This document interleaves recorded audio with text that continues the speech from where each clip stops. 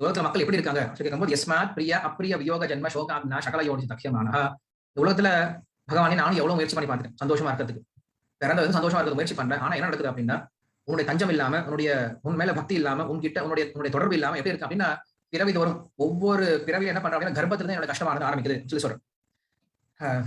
நான் சந்தோஷமா இருக்க போறேன், நான் சந்தோஷமா இருக்கேன், நான் சந்தோஷமா இருக்கேன் அப்படின்ற அறியாமையில நான் வாழ்ந்துட்டேன் தவிர உண்மை எனக்கு இந்த உலகத்துல சந்தோஷம் அப்படிங்கிறது கிடையாதுன்னு சொல்லி சொல்றேன். என்ன இங்க நம்மளுக்கு என்ன துக்கம் இருக்கு கேட்கும்போது என்னோட துக்கம் இதான் என்னது எஸ்மாத் பிரிய அப்பிரிய வியோக சயோக ஜென்ம. நமக்கு யார் ரொம்ப பிடிக்குமோ அவங்க கிட்ட நம்ம ரொம்ப தூரமா இருக்கும். நமக்கு யாரை பிடிக்கவே பிடிக்காதோ அவங்கள சேர்ந்து வாழ வேண்டியதா இருக்கும் இல்லையா?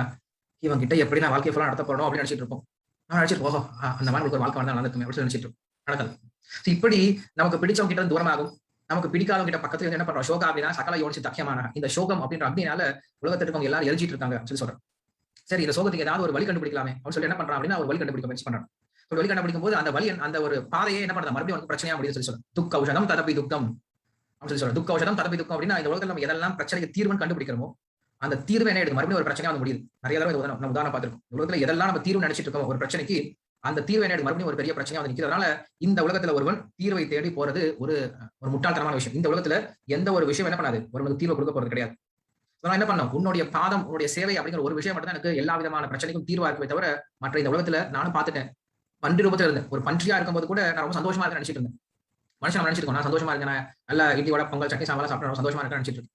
பன்றி அதை நினைச்சிட்டு இருக்கேன். என்ன பண்ணுது மலத்தை சாப்பிட்டு ரொம்ப சந்தோஷமா இருக்க நினைச்சிட்டு நான் வந்து கர்லான் பெட்ல படுத்து சந்தோஷமா இருக்க நினைச்சிட்டு இருக்கேன். ஒரு நாய் வந்து என்ன பண்ணுது ஒரு டிச்சில படுத்து சந்தோஷமா இருக்க நினைச்சிட்டு அதை சந்தோஷமா நினைச்சிட்டு இருக்கு. ஆனா உயர்ந்த நோக்கத்துல இருந்து பார்க்கும்போது நம்மள பார்க்கும்போது ரொம்ப ரொம்ப துக்ககரமான விஷயமா தெரியும். இப்ப நம்ம வந்து பன்றியோ ஒரு நாயோ பார்க்கும்போது நம்ம நினைக்கிறோம் இப்படிப்பட்ட ஒரு ஜென்மமா இது ஒரு சந்தோஷம் நினைச்சு வாழ்ந்துட்டு இருக்கு, இப்படிப்பட்ட ஒரு உணவு சாப்பிட்டு இப்படிப்பட்ட ஒரு வாழ்க்கை வாழ்ந்துட்டு இருக்கு, இதெல்லாம் சந்தோஷமா இதெல்லாம் ஒரு வாழ்க்கையா நினைச்சு நம்ம பார்ப்போம். காரணம் என்னது நம்முடைய உணர்வு நிலை அப்படிங்கிற உயர்ந்த உணர்வு நிலையா இருக்கு. நம்ம அவங்களை பார்க்கும்போது ரொம்ப கீழ்த்தனமா தெரியும்.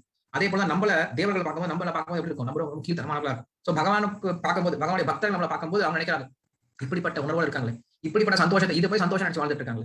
இந்த தோல்ல சந்தோஷம் நினைச்சு வாழ்ந்துட்டு இருக்காங்க. தோல் அப்படிங்கிறது ஒண்ணுமே இல்லை. தோல் அப்படிங்கிறது அழுகி போகக்கூடியது. தோல் அப்படிங்கிறது நாற்றம் எடுக்கக்கூடியது. இந்த தோல் மேல சந்தோஷம் நினைச்சிட்டு இருக்காங்க. இந்த உணவு ஊசி போகக்கூடியது. உணவுனால ஒரு சந்தோஷம் வரப்போது கிடையாது.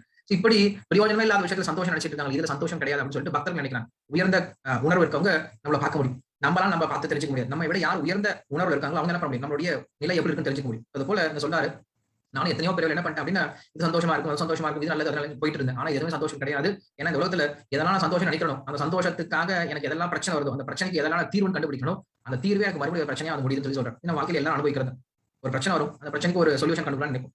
கடைசியில பார்த்தா என்ன ஆகும் அந்த சொல்யூஷனே ஒரு பெரிய பிரச்சனை வந்து முடியும். இது வந்து உதாரணம் சொல்லணும் அப்படின்னு அவசியம் கிடையாது. எல்லாம் தெரிஞ்ச விஷயம் தான். அதான் சொல்றாரு பூமான் பிரமாவி மதமே தவத ஆசை யோகம்.